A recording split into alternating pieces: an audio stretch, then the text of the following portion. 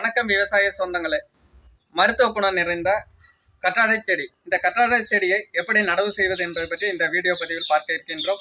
பார்ப்பதற்கு முன்னர் நம்மளுடைய விவசாய களஞ்சியம் சேனலை சப்ஸ்கிரைப் செய்து கொள்ளுங்கள். முழு வீடியோ பதிவினை பார்த்து பயன்பெறுங்கள். லைக் பண்ணுங்கள், ஷேர் பண்ணுங்கள், கமெண்ட் பண்ணுங்கள். வாங்க மக்களை, வீடியோக்குள்ளே போகலாம்.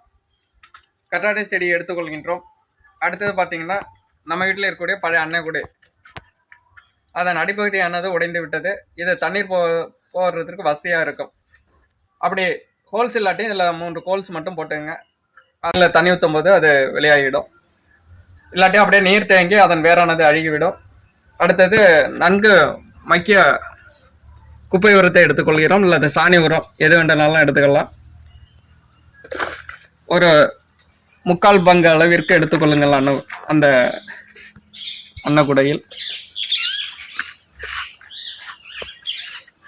நன்கு அதன் பரப்பு மட்டமாக இருக்கும்படி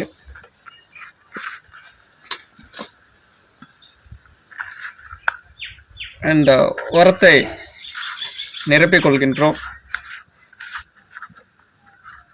தண்ணீர் ஊற்றும் போது உள் செல்லாமல் அதன் பரப்பினை நன்கு அழித்து ஒரு மட்டப்படுத்திக் கொள்கின்றோம். தற்போது போதுமான அளவிற்கு இந்த உரத்தை எடுத்துக்கொள்கின்றோம்.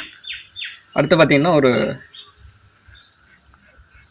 சிறிய குழி அப்படியே எடுத்துக்கிறோம். இப்போ இந்த கற்றாழை செடியை வேர் மறையும் அளவிற்கு அப்படியே பதிச்சிடலாம். இப்போ கொஞ்சம் உரம் கொடுத்துக்கிறோம். சாயாத அளவிற்கு அதன் 4 புறங்களிலும் உரமானதை கொடுத்து கொள்கிறோம். அந்த அடிப்பகுதியை மறையும் அளவிற்கு இந்த உரத்தை கொடுத்துக்கலாம். ஒரு 1/2 இன்ச்சு தண்ணியை விடுற அளவுக்கு வைத்துக்கொள்ளலாம். இப்போது கற்றாழை செடியானது பதிச்சாச்சு. அடுத்தது தேவையான அளவு தண்ணீர் கொடுத்துக்கலாம்.